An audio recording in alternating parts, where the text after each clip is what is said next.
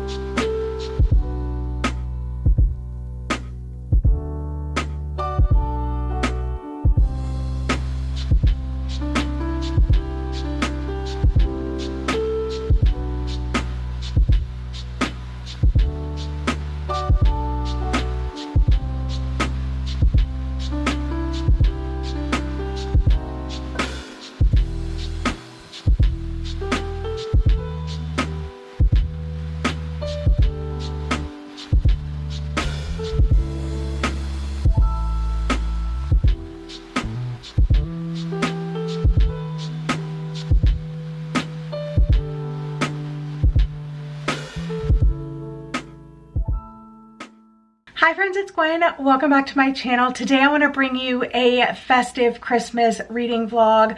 I already shared my TBR at the beginning of the month, and now I want to dive into some of those books. In this reading vlog, I do not know everything that I'm going to read, but I know what I'm going to start with. I'm starting with The Christmas Cookie Wars by Eliza Evans, which is the author of The Christmas Cafe, which came out last year, I believe. I have not read that one, but I'm excited to dive into this one. It seems like it's going to be a kind of forbidden because it's a parent that has like twins and their principal, but also enemies to lovers, I think.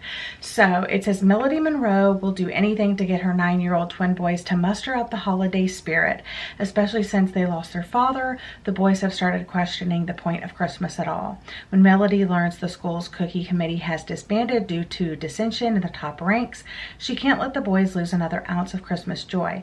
So she decides to take over the cookie committee herself, even if it means dealing with the infuriating school principal, Jonathan Baxton. Soon, a small argument turns into a town-wide bake-off between her and Jonathan, and before she knows it, Melody finds herself that her competitive spirits have turned romantic. I'm so excited for this. Give a man a cookie and he's yours. So I'm really excited to jump into this one. I will keep you updated on my thoughts, and of course we'll just go through each book as I mood read during this vlog while I am decorating my house for Christmas in Virginia Beach and setting up for the holiday and doing fun holiday things.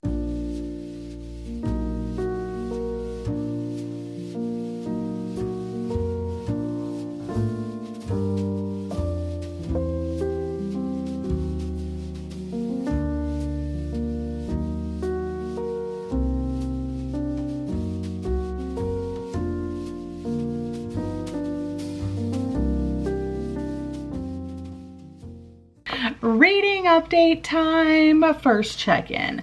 So I made it to page 58. Yes, 58. And I am enjoying it so far, but I'm not like in love with it. You know, I don't know if it's the writing. I don't know if it's the single mom with the twin boys, or if it's the characters or what.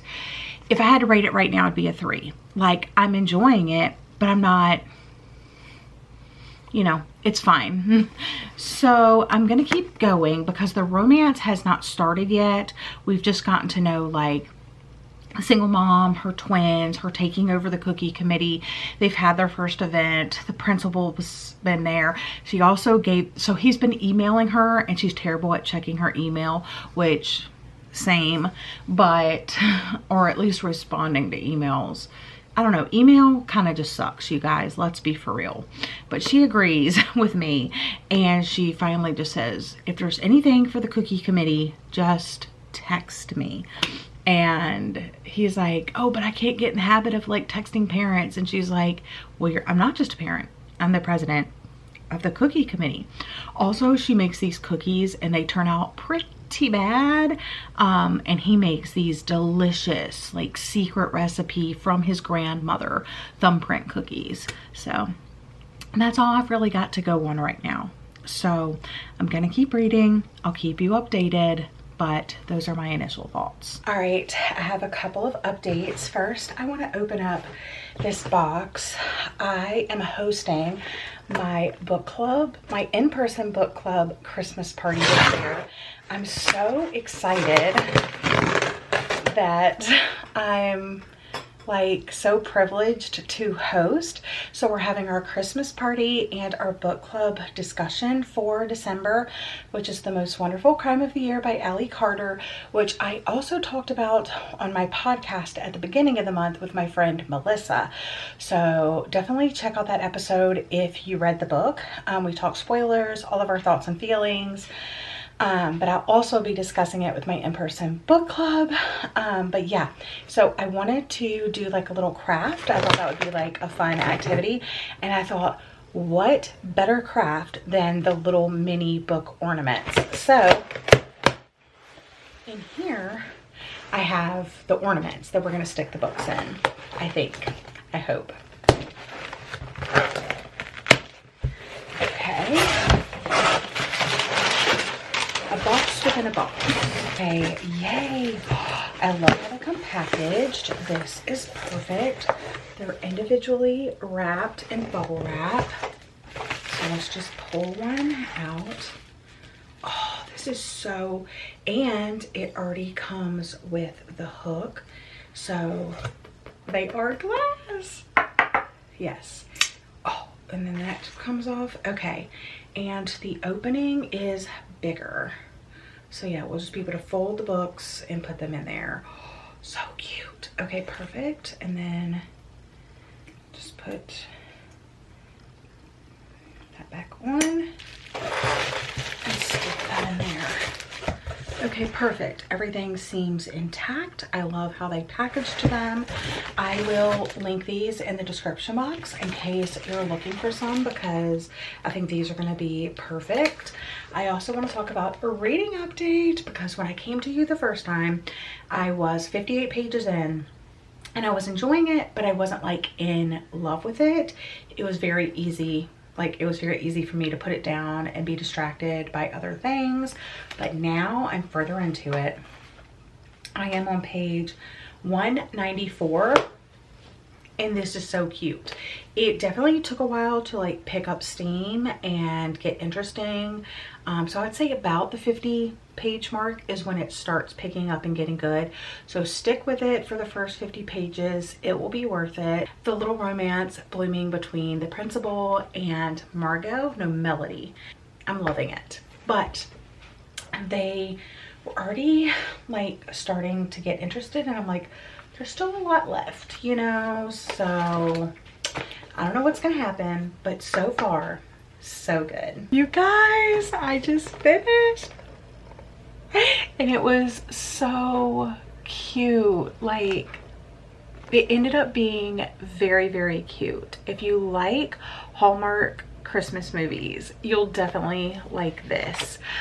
It does follow a woman whose husband has died and she has twins, and now she's starting to date the principal of her twin 10-year-old's school, and him and his wife are divorced, and he also has a daughter from that first marriage. So it's about like combining families. It's also set around like Christmas time, and there's like PTA things going on at the school. It did take me a little bit to get invested in the story. It's not like a perfect romance. Everything was predictable. There was even this like little mystery on the side of like, why are all these mishaps happening? And that's very Hallmark, you know, like it's very obvious what's going on. but it didn't detract from the story. It just felt very wholesome and very sweet. So I want to rate this 3.5 stars. And if you're looking for a short, quick, fun PTA, like widowed principal love story, then I would recommend it. And in the back, it does have a recipe for the creme brulee eggnog snickerdoodle cookies, and they sound amazing. So it has like the cookies, and then it has the cinnamon eggnog buttercream frosting crown, which sounds very, very like decadent.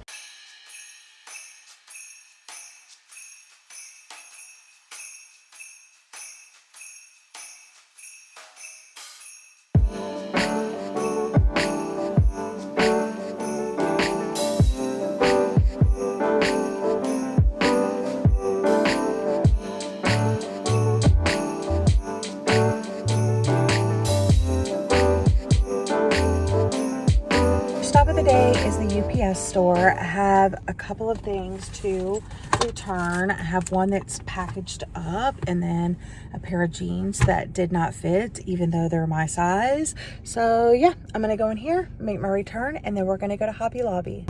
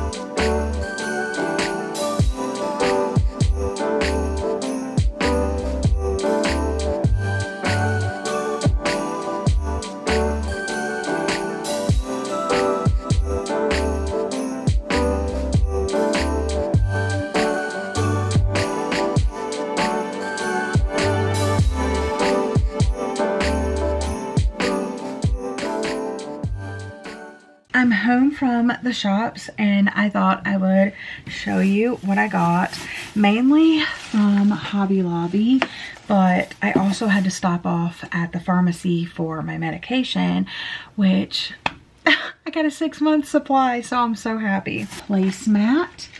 We have this little side table by one of our little chairs, and I just thought this would bring a little bit of holiday cheer to it. I love these kind of placemats. I have like 4 of these circular woven placemats on my dining room table, but this one has a cute little Christmassy design. Little figurines. I got this little boy one, like doing the accordion. Here she is, again by the lamp post, and she's playing the violin. I got this cute little bunny decor piece for Easter.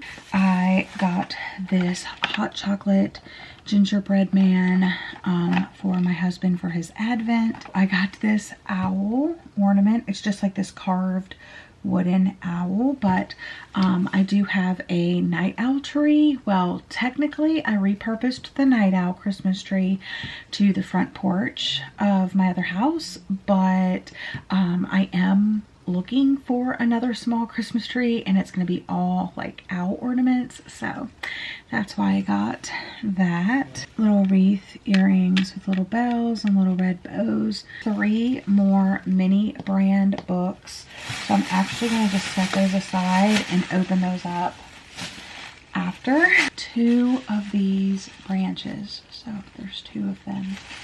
Butterfly lights. 2 of them. CVS now. I got my medicine. I got some corn nuts. I got the sea salt kind and the cheesy kind. and I wanted to try these night owl patches. Now these are specifically for kids, so the dosage of the active ingredients is obviously much lower, but you place, it has tart cherry, chamomile, and skullcap, and there's like an adhesive, but you put the little patch right here. I can show you.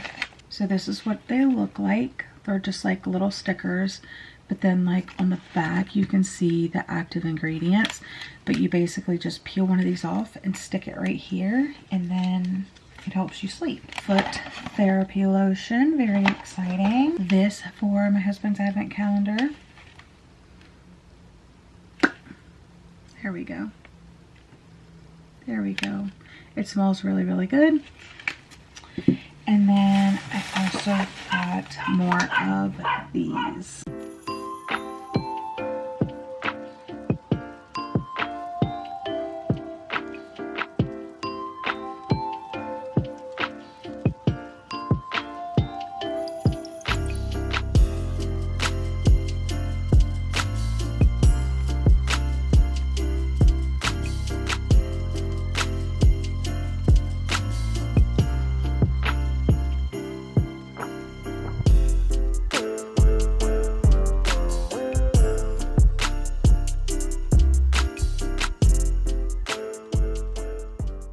All right, so before I actually dive into the book, I did read the first chapter last night. I also loved the dedication and loved the Winnie the Pooh quote. So the dedication says, "For Kenny, thank you for the kind of love that lasts even after you're gone. I'm going to love you forever, babe." The Winnie the Pooh quote says, "If there ever comes a day when we can't be together, keep me in your heart. I'll stay there forever." And then it does have a content warning page as well. This book contains references to the following subjects that might be difficult for certain readers: hospital scenes, terminal child illness, elderly dementia, postpartum depression, emotional abuse, threat of physical violence, illness, divorce, and grief.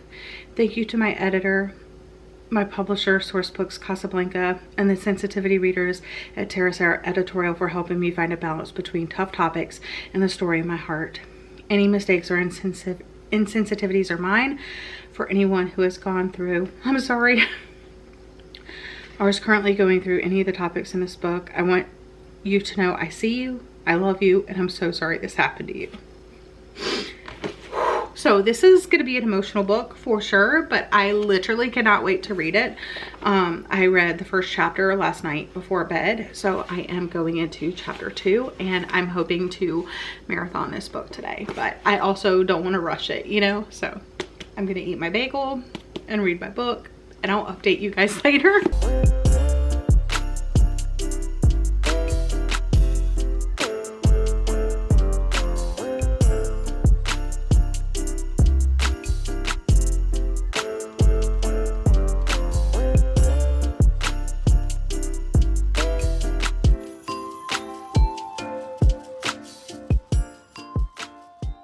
Okay, I want to give you guys an update. I just made it to chapter 8, page 79, and I am absolutely loving this. A lot does happen in those first 7 chapters, really in the first few chapters. We meet Sienna, and we meet Guy, and we meet his daughter, and they end up, she's getting divorced and she gets married, and it's all to help Guy's daughter. So it's very, very sweet, and hopefully it's going to be like their love story of falling together and helping his daughter get better and all of those things.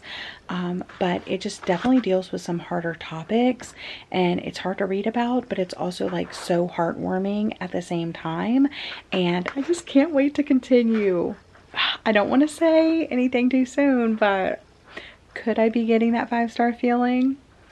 Yes, yes, I could be. I'm crouching down because I don't have a good place to put the camera, but I wanted to update you on my book because I'm absolutely loving it. I'm about maybe halfway. I'm on chapter 13, page 143. I guess I could add it, like update Goodreads and see how far I am. 47% according to Goodreads.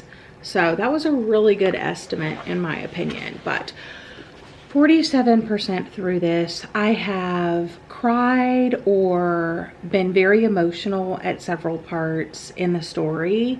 It really just draws you in. It's very realistic in the emotional like aspect to the story, and how, I mean, it's a little unrealistic that you would just marry this guy to help his daughter, but also like maybe a good person would do that. There are marriages of convenience out there.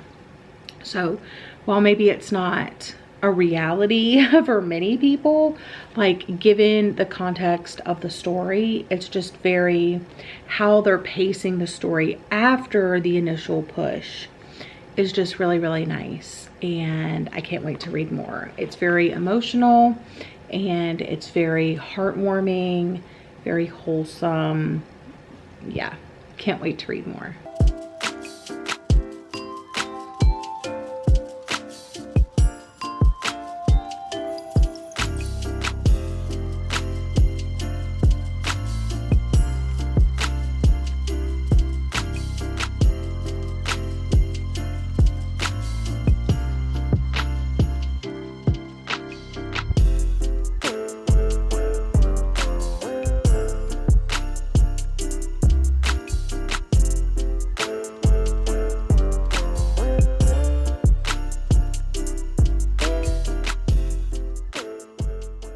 Okay, you guys, I'm here with my final update and I'm here to wrap up this vlog.